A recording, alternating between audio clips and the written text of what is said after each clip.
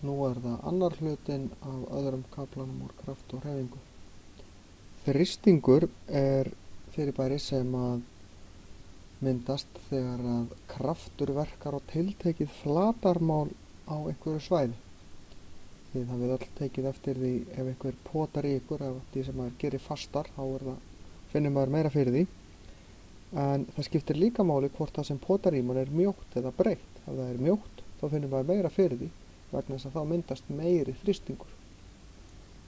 Þegar við göngum á snjóþrúgum eða hleypum loftinu úr dekkjum á svona jeppa, þá erum við að auka flatarmáli sem við göngum á og þar af leiðandi minnka þrýstingin, því þá það sami kraftur sem verkar á stærra flatarmál og þá minnkar þrýstingurinn. Já, þá Newton-krafturinn svo sami en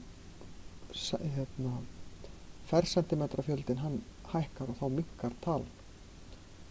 En mældur einingunni Newton á einhverju flatarmálseiningu, til dæmis Newton á fercentimetra.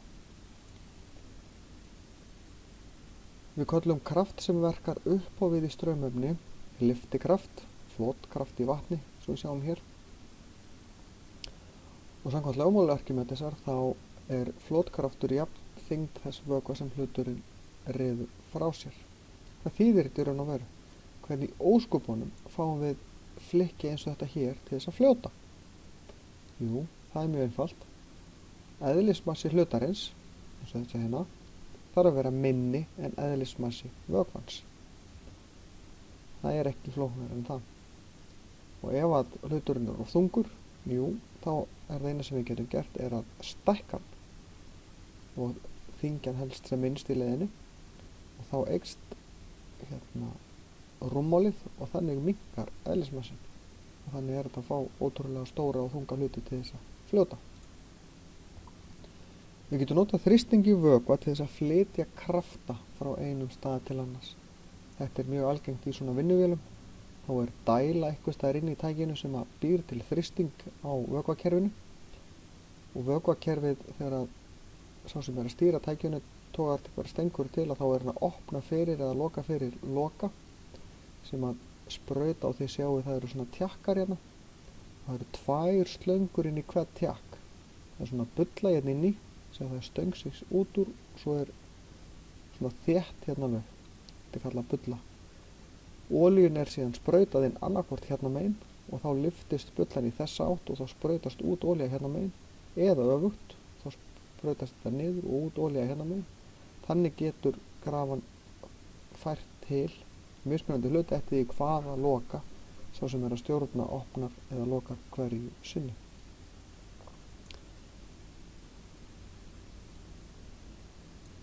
Sjáum þetta líka hérna, við sjáum slönguna hérna sem liggur hér uppi og þess að það tvær, ein hérna niðri, ein uppi. Það allt nánast undantekningarlaust tvær slöngur. Einhverjum tilfellum sem að þyngdaraflið togar þetta niður en það ekki í svona öflugum vinnutækjum eins og þessu. Bremsur í bílum og mótorhjólum og stundum á reiðhjólum að segja í dag líka þetta sama notað. Það sýnir ykkur það eins veist. Þá ýtir maður á bremsuna og þá ýtist á höfuðdæluna, hún sprautar vökva út í dekkin og vökvinn klemmir saman hérna klemurnar utan bremsudiskin eða ýtir borðunum út í bremsuskáluna og bíllinn stoppar. Það líka hægt að nota vökva á svona mótorhjóli til þess að búa til framdrif. Þetta framdrifið mótorhjól, það með keðju af aftan eins og flest mótorhjól. En þetta fjórhjól með drif á báðum dekkjum, bæði afturhjólinu og framhjólinu. Þá dæla sem hérna hinum megin sem að dælir býr til þrýsting á vökvanum og í raun og veru eftir því sem að keyrir hjóli hraðar þá snýr hún og þetta tengt við gírkassan, þannig að eftir því sem að hjóli fer hraðar þá dælir hún vökvanum hraðar og þá dælist vökvinn eftir annarri slöngunni hérna onni í dekkið, snýr framdekkinu og dælist svo tilbaka eftir hinni slöngunni. Sjáu slöngurnar koma niður hérna. Hér mekanismi sem að þegar vökvinn kemur inn þá snýst dekkið með. Þetta gerir hjólið að vísu örlítið þyngra en kosturinn við að hafa framdrifið svona torfærumótorhjól að þá þetta að keyra hægar þarf ekki að fara allt með á sömu látunum. Ástæðan fyrir því að það er stundum hægt að nota lítinn kraft eins og þegar maður ýtir á fótbremsuna til þess að búa til mikinn kraft til þess að klemma saman dekkin eða bremsudiskana er að ef við ýtum með lítilli böllu niður þá fer hún hratt niður, en það er hægt að nota hana til þess að lyfta stærri hlut af því að þrýstingurinn hér og hér er jafn. Og þannig getum við með því að ýta þessu langt og ýtum við þessu stutt, en við getum ýtt miklu þyngri hlut upp. Straumefni á hreyfingu skapar minni þrýsting en straumefni sem er á lítilli hreyfingu eða er alls ekki á hreyfingu. Þetta er ástæðan fyrir því að flugvélar geta flogið og fuglar. Skulum skoða þetta hérna. Loftið þarf að fara lengri leið yfir vænginn, alveg sem að hvort þetta er fuglsvængur eða flugvélavangur. Þess vegna hreyfist það hraðar heldur en loftið sem fer undir. Það skapar undirþrýsting sem togar vænginn upp.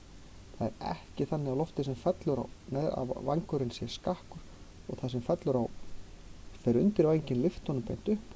Það er ekki málið, heldur þetta er loftið sem fer yfir vænginn sem fer hraðar, myndar þess vegna minni þrýsting og togar hann upp. Og að lokum ætlum við að sjá hvaða kraftar verka á hluti sem er á flugi, skiptir engu máli hvort það er fugl eða flugvél. Það er einhvers konar knýr, í tilfelli flugvélarinnar eru það hreyflarnir sem toga hann áfram, og það er lögun vængjanna sem að stýrir því að þegar flugvélin er komin á ákveðin hraða, þá fer hún að fljúga.